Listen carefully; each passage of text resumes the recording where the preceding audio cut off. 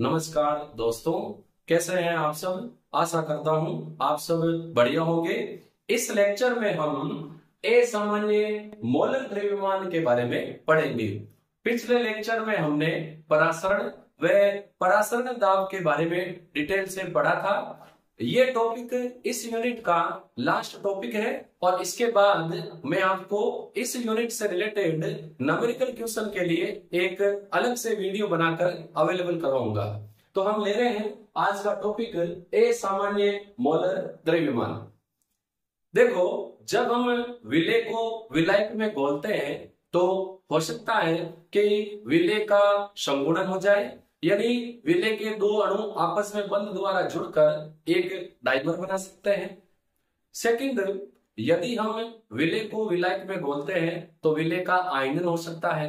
जैसे NaCl को हमने जल में घोला तो ये Na और Cl दो आयनों में टूट गया। पहले केवल एक NaCl का कण था, उस समय कितने मिल गए? दो। यदि हम मैग्नीशियम क्लोराइड को जल में घोले तो ये एक मैग्नीशियम दो क्लोराइड आयन देता है। टोटल कितने कण होंगे? 3।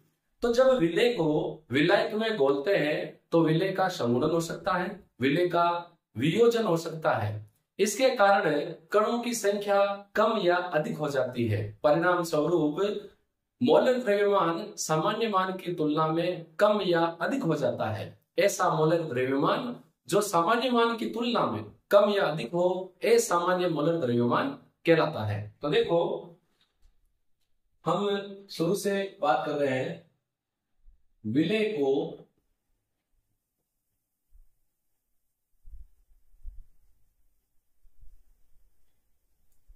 विलायक में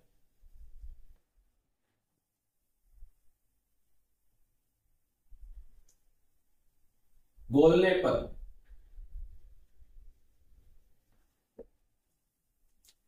नंबर 1, यदि विलेय का जो घुलने वाला है वियोजन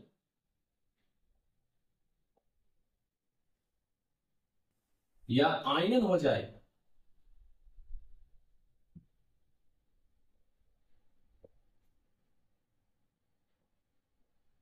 तो क्या होगा? विलेय के कणों की संख्या बढ़ जाएगी। विलेय के कणों की संख्या बढ़ जाती है।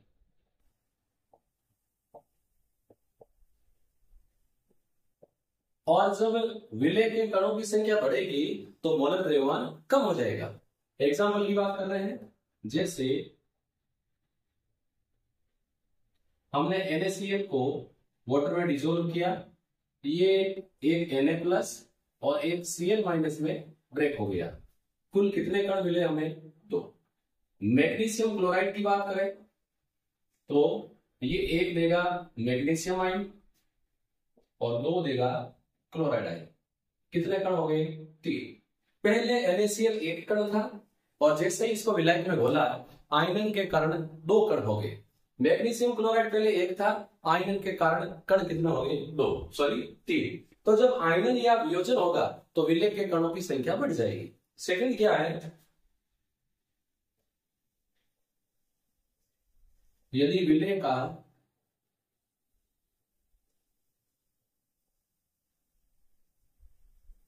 संगुणन हो जाए तो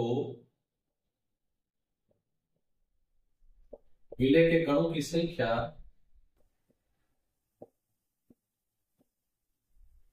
कम हो जाती है।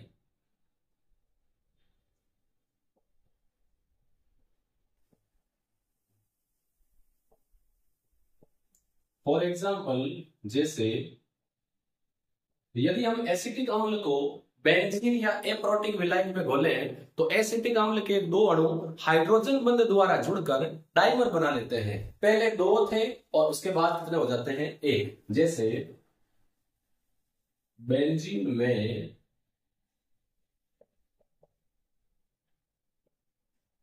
एसिटिक अम्ल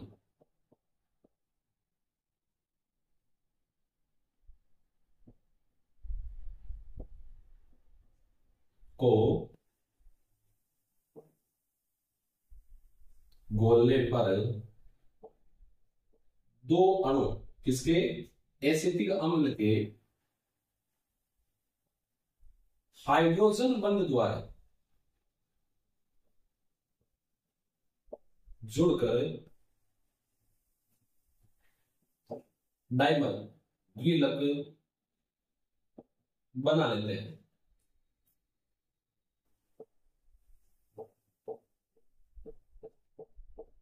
तो पहले दो थे और जैसे ही हमने इसको बेंजीन में घोला उसके बाद कणों की संख्या कितनी हो जाएगी, एक। हाइड्रोजन बंध कैसे बनता है, तो देखो एसिटिक अम्ल का फॉर्मूला होता है CH3COOH। ये एसिटिक अम्ल है। दो अणु कैसे जुड़ेंगे, तो देखो C डबल बॉन्ड से जुड़ा हुआ O और इससे जुड़ा हुआ O से जुड़ा हुआ H, ये कार्बोक्सिल ग्रुप है। और एसिटिक अम्ल में से क्या जुड़ा होता है, CH3। ऐसे ही C इससे जुड़ा हुआ ऑक्सीजन, इससे जुड़ी हुई हाइड्रोजन और इससे डबल बॉन्ड से जुड़ी हुई ऑक्सीजन और यहां जुड़ा हुआ CH3। तो जैसे ही हम इसको बेंजीन मिलाकर पर घोलेंगे तो क्या होगा, देखो कार्बन ऑक्सीजन में ऑक्सीजन अधिक विद्युत ऋणी आंशिक ऋणावेश, हाइड्रोजन ऑक्सीजन में हाइड्रोजन अल्प विद्युत ऋणी आंशिक धनावेश, ऑक्सीजन पर आंशिक ऋणावेश। ठीक है, ऐसा ही इस ऑक्सीजन पर आंशिक ऋणावेश, हाइड्रोजन पर आंशिक धनावेश। तो ये धनावेशिक हाइड्रोजन ऑक्सीजन की तरफ आकर्षित होगी, ऐसे ये ऋणावेशिक ऑक्सीजन हाइड्रोजन की तरफ आकर्षित होगी और इनके बीच में जो बॉन्ड बना है इस बॉन्ड का क्या नाम है, हाइड्रोजन। तो इस प्रकार जब एसिटिक अम्ल को हम बेंजीन में घोलते हैं तो एसिटिक अम्ल के दो अणु हाइड्रोजन बंध द्वारा जुड़कर डाइमर का निर्माण कर लेते हैं। पहले एसिटिक अम्ल के अणु दो थे और बाद में कितने हो गए, एक। तो यहां हम देख रहे हैं कि जब विलेय का आयनन होता है तो विलेय के कणों की संख्या बढ़ जाती है, परिणाम स्वरूप जो मोलर द्रव्यमान है वो घट जाता है। लेकिन सेकंड, जब विलेय का संगुणन हो जाए तो विलेय के कणों की संख्या कम हो जाती है लेकिन मोलर द्रव्यमान बढ़ जाता है। जैसे एसिटिक अम्ल का पहले मोलर द्रव्यमान 60 होता है, लेकिन जैसे ही हाइड्रोजन बंध द्वारा जुड़कर डाइमर बनाते हैं तो इसका आणविक द्रव्यमान मोलर द्रव्यमान 120 हो जाता है, क्योंकि दो अणु मिलकर एक अणु बना लेते हैं। तो जब भी आयनन होगा कणों की संख्या बढ़ेगी, मोलर द्रव्यमान घटेगा, और जब संगुणन होगा कणों की संख्या घटेगी, मोलर द्रव्यमान बढ़ेगा। तो ऐसा मोलर द्रव्यमान जो नॉर्मल नहीं है, नॉर्मल वैल्यू की बजाय कम या अधिक प्राप्त हो रहा है, उसको हम क्या बोलेंगे, असामान्य मोलर द्रव्यमान। तो डेफिनेशन लिख देता हूं, ऐसा मोलर द्रव्यमान जो सामान्य मान की तुलना में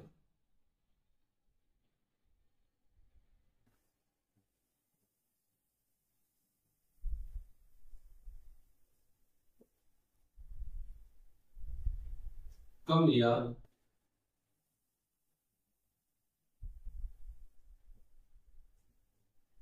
अधिक हो। अब नॉर्मल मोलर मासेज असामान्य मोलर द्रव्यमान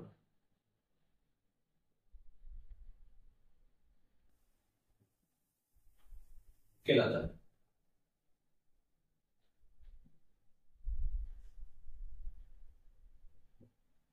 अब सवाल ये आता है कि हम संगुणन या वियोजन की मात्रा कैसे ज्ञात करेंगे। तो इसके लिए वॉन हॉफ ने एक गुणांक दिया जिसे हम वॉन हॉफ गुणांक कहते हैं। वॉन हॉफ गुणांक द्वारा संगुणन या वियोजन की मात्रा ज्ञात की जाती है। तो हम इसी से रिलेटेड बहुत ही इस यूनिट का इंपॉर्टेंट जो टॉपिक है वो है वॉन हॉफ गुणांक। स्मॉल आई से इसको रिप्रेजेंट करता है। सबसे पहले ये क्या काम आएगा, वॉन हॉफ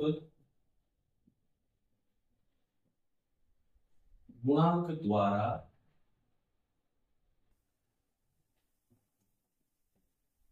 संगुणन या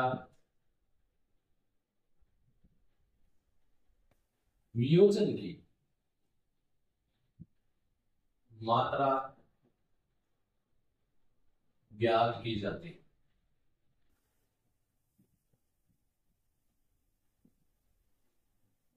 देखो वन ऑफ गुणांक आई की वैल्यू क्या होगी, आई इक्वल टू होगा अनुसंख्यक गुणोत्तम के प्रेक्षित मान जो हम ज्ञात करते हैं अपॉन सैद्धांतिक मान जो होता है ओरिजिनली, तो आई हो जाएगा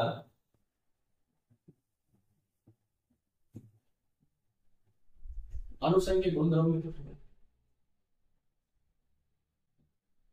के प्रेक्षित मान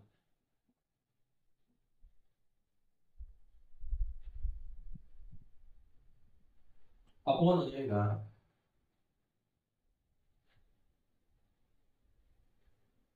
अनुसंख्यक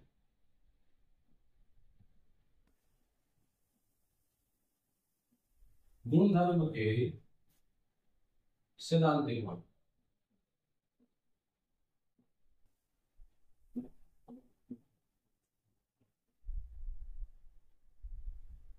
या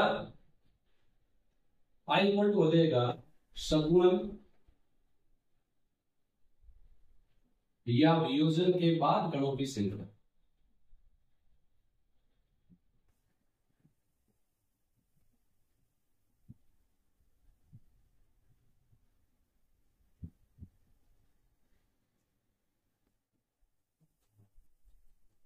और इसके अपॉन आ जाएगा संगुणन या वियोजन से पूर्व कणों की संख्या अपॉन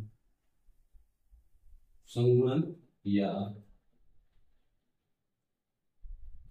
वियोजन के पूर्व पहले कणों की संख्या। जैसे हम एग्जाम्पल के रूप में एसिटिक अम्ल की बात कर रहे हैं, संगुणन या वियोजन से पहले एसिटिक अम्ल के अणुओं की संख्या कितनी थी, 2 थे, और बाद में कितने हो गए, 1। तो बेंजीन में एसिटिक अम्ल के विलयन का वान ऑफ गुणा कितना हो जाएगा, हाफ 1/2। अब देखो जब हम अनुसंख्यक गुणधर्म में वान ऑफ गुणांक को सम्मिलित करते हैं तो अनुसंख्यक गुणधर्म क्या हो जाएंगे, तो अनुसंख्यक गुणधर्म को या अनुसंख्यक गुणधर्म में वान ऑफ गुणांक आई सम्मिलित करने पर, क्योंकि संगुणन और वियोजन होगा तो अनुसंख्यक गुणधर्म के मान में चेंज होगा, जाहिर सी बात है।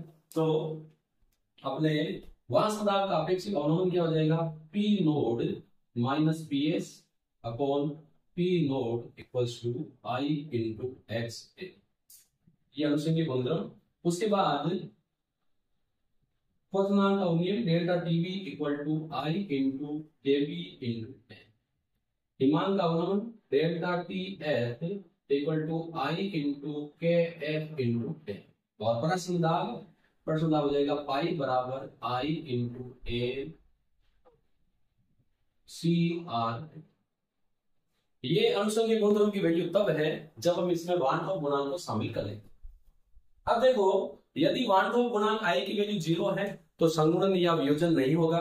जब वान ऑफ गुणांक आई की वैल्यू 1 से अधिक है, देखो ऊपर वाला जब ज्यादा है इसका मतलब क्या होगा, आयनन होगा, और जब वान ऑफ गुणांक की वैल्यू 1 से कम है तो क्या होगा, संगुणन।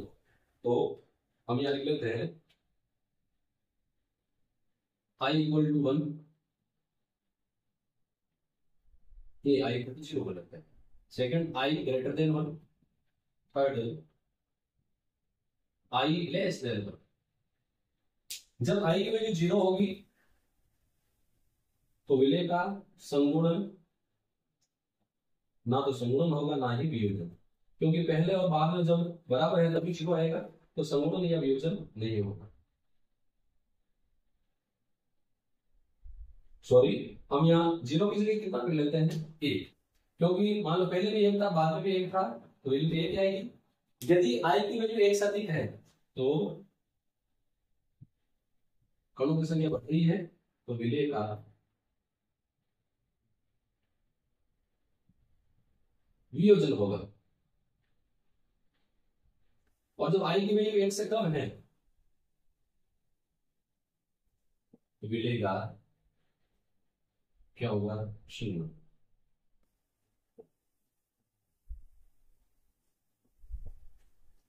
जो प्रबल विद्युत अपव्यय है जिनका पूर्णतः वियोजन होता है उनके लिए वान होप गुणांक आई का मान उनके वियोजन से प्राप्त आयनों की संख्या के बराबर होती है। ये बहुत ही इंपॉर्टेंट है, आप इसको नोट कर लें। स्टार लगा के करवा रहा हूं। प्रबल विद्युत अपव्यय वे विद्युत अपव्यय हैं जो पूर्णतः वियोजन हो जाते हैं।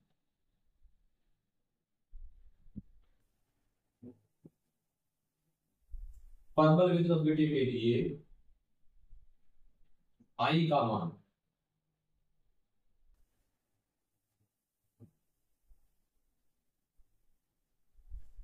वियोजन से प्राप्त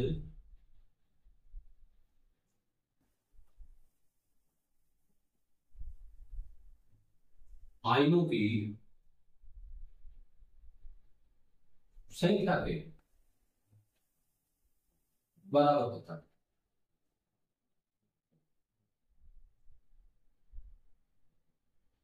इसको हम एग्जाम्पल से समझते हैं। सपोज करो हम बात करें NaCl। NaCl जो है जब इसका वियोजन होगा तो एक Na एक Cl, टोटल कितना देगा 2, तो इसका वान डॉट गुणांक 2। KCl पोटेशियम क्लोराइड एक K प्लस एक Cl माइनस देगा, वान डॉट गुणांक 2। MgCl2 एक मैग्नीशियम देगा 2 क्लोराइड देगा, टोटल आयन 3, तो वान डॉट गुणांक की वैल्यू 3।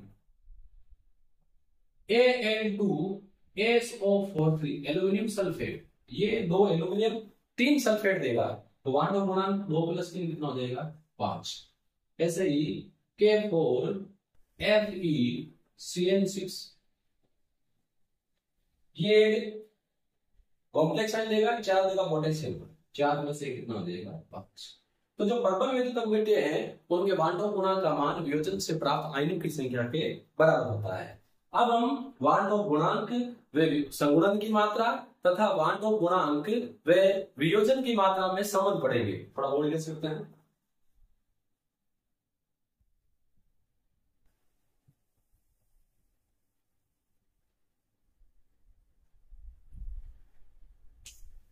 पहले हम ले लेते हैं वान डॉट गुणांक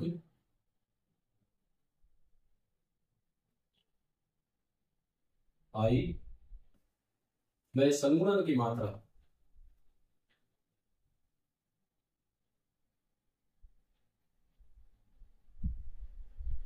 एल्फा में संबंध।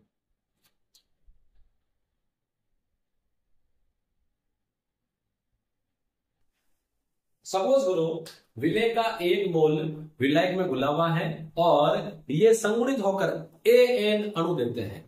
यदि संगुणन की मात्रा एल्फा है तो वान डॉट गुणांक कैसे निकालेंगे? अब देखो संगुणन का सीधा सा मतलब यह है कि जब विलेय के अणु का संगुणन होगा तो विलेय के कणों की संख्या कम हो जाएगी लेकिन मोलर द्रव्यमान बढ़ जाएगा। तो सपोज करना है, माना कि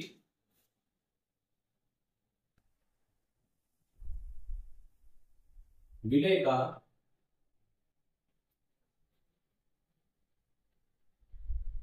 एक मोल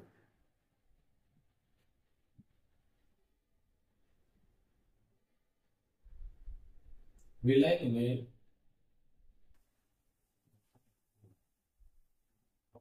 घुला हुआ है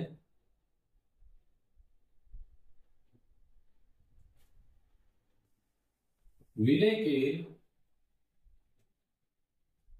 अणु संगुणित होकर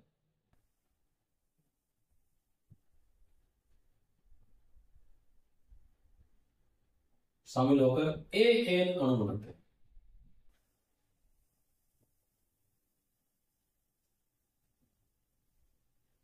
यदि जो संगुणन है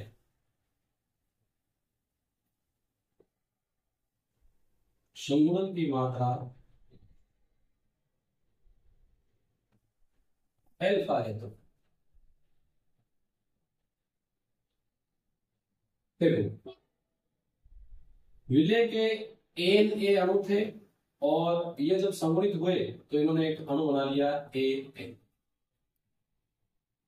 प्रारंभ में मोल कितने थे?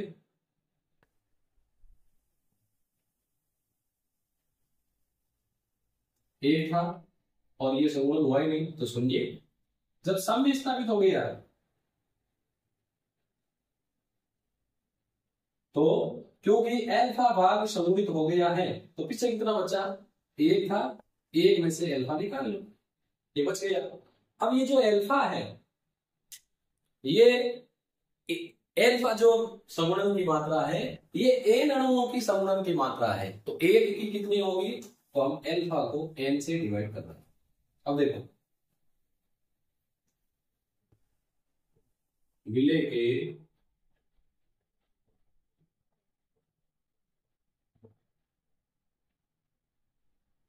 सैद्धांतिक मोल कितना है, एक है। प्रेक्षित मोल कितना है,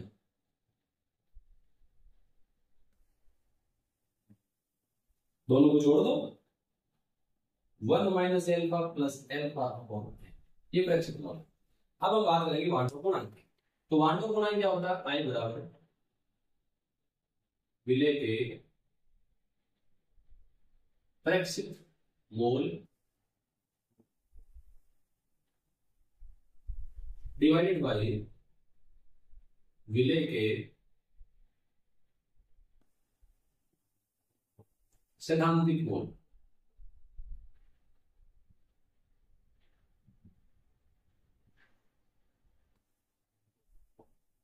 बराबर प्रेक्षित मोल 1 minus alpha plus alpha upon n, सैद्धांतिक है एक।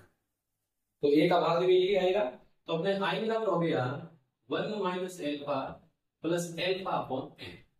यदि मैं एक को इस तरफ लेकर आऊंगा क्या हो जाएगा, आई के माइनस में चला जाएगा, आई माइनस 1 इस तरफ रह जाएगा बराबर माइनस एल्फा प्लस एल्फा बटा एन। अब हम क्या कर रहे हैं, दोनों तरफ समीकरण को माइनस से गुणा कर देंगे। तो ये 1 प्लस हो जाएगा, तो 1 आई हो जाएगा minus 1 minus I equal to, आगे है ये प्लस हो जाएगा alpha minus alpha upon n, यही होगा। अब आगे जब हम इसको सॉल्व करेंगे तो देखो ये हो गया 1 minus I equal to, alpha common आ जाएगा तो एल्फा कॉमन, यहां बचा एक माइनस, ये कॉमन है तो ये बचा 1 अपॉन एन। आगे और सॉल्व करते हैं, 1 minus I equal to alpha. अब देखो एन एल्सम है तो ये ए को गुणा करेंगे तो एन माइनस एन में एन को डिवाइड करेंगे तो एक आएगा -1 अपॉन एन। हमें क्या चाहिए, एल्फा, एल्फा ही चाहिए। तो ये एन चला जाएगा, देखो हमें चाहिए एन, तो ऊपर जो है 1 माइनस आई अपॉन, ये एन माइनस 1 चला जाएगा नीचे और एन चला जाएगा। ये जो इक्वेशन है ये संगुणन की मात्रा और वांटो गुणांक आई के बीच में संबंध बताते हैं। अब हम सेकंड ले रहे हैं,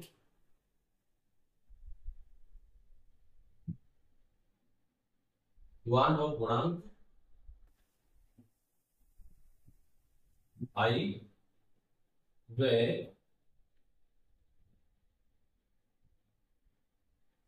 वियोजन की मात्रा एल्फा व संबंध।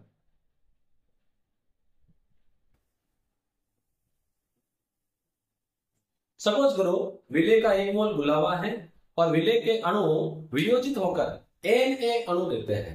यदि वियोजन की मात्रा एल्फा है तो आई किसे निकालेंगे, मान के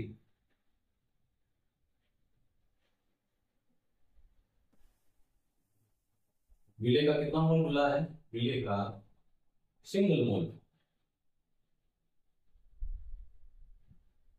घुला है, विलेय के अणु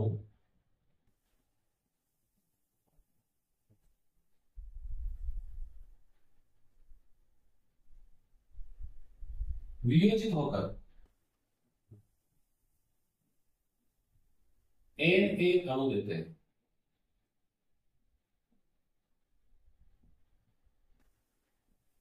यदि जो वियोजन है उसकी मात्रा एल्फा, यदि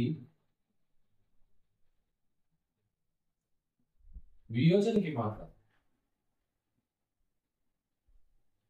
एल्फा है। तो देखो शुरू में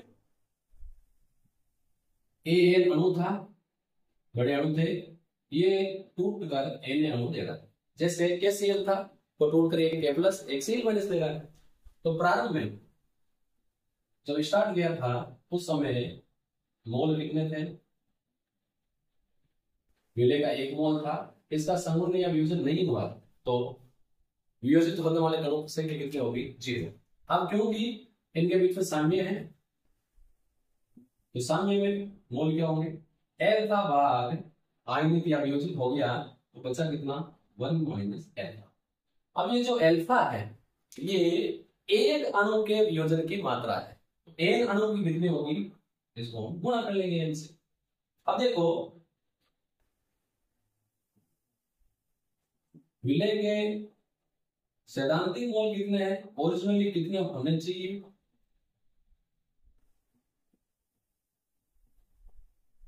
हमने यहाँ विलय के सिद्धांत कितने मोल लिए हैं? 1 मोल बोला है। और जब ऑब्जर्वेशन किया तो प्रेक्षित मोल कितने निकले? दोनों को जोड़ देंगे, ये हो जाएंगे 1 - एल्फा + Nl। बस ठीक है, निकालो क्वांट ऑफ गुणांक I। क्वांट ऑफ गुणांक I क्या होता है? विलय के प्रेक्षित मोल बटा सैद्धांतिक मोल। प्रेक्षित मोल 1 - एल्फा + Nα अपॉन सैद्धांतिक मोल क्या है? 1। एक का भाग देंगे यही आएगा। तो I क्वांट ऑफ गुणांक हो गया 1 - एल्फा + Nl। ए को मैं इस तरफ लेकर आऊंगा तो माइनस हो जाएगा। तो I - 1 = -एल्फा + Nl यही रहेगा। आगे इसको हम सोल्व करेंगे तो देखो एल्फा आ जाएगा कॉमन। अब ये माइनस वाला ये प्लस वाला है तो इसमें एल्फा कॉमन आ गया, बचा क्या? n। और इसमें क्या बचा? -1। तो I - 1 = है एल्फा n-। एल्फा क्या हो जाएगा? एल्फा इक्वल हो जाएगा I - 1 में n-1 का चला जाएगा। ये इक्वेशन में वियोजन की मात्रा एल्फा और क्वांट ऑफ गुणांक I के मध्य संबंध बताते हैं। तो इस प्रकार हमने इस टॉपिक में असामान्य मौलिक द्रव्यमान, क्वांट ऑफ गुणांक और क्वांट ऑफ गुणांक व संगुणन की मात्रा एल्फा तथा वियोजन की मात्रा एल्फा में संबंध डिटेल से पढ़ लिया है। और यहाँ पर अपने ये जो सॉल्यूशन वाली यूनिट है ये कंप्लीट होती है। इसके बाद जैसा कि मैंने आपको कहा है अलग से इस यूनिट के नंबर के क्वेश्चन मैं आपको करवाऊंगा। हम फिर मिलेंगे नेक्स्ट वीडियो में। धन्यवाद।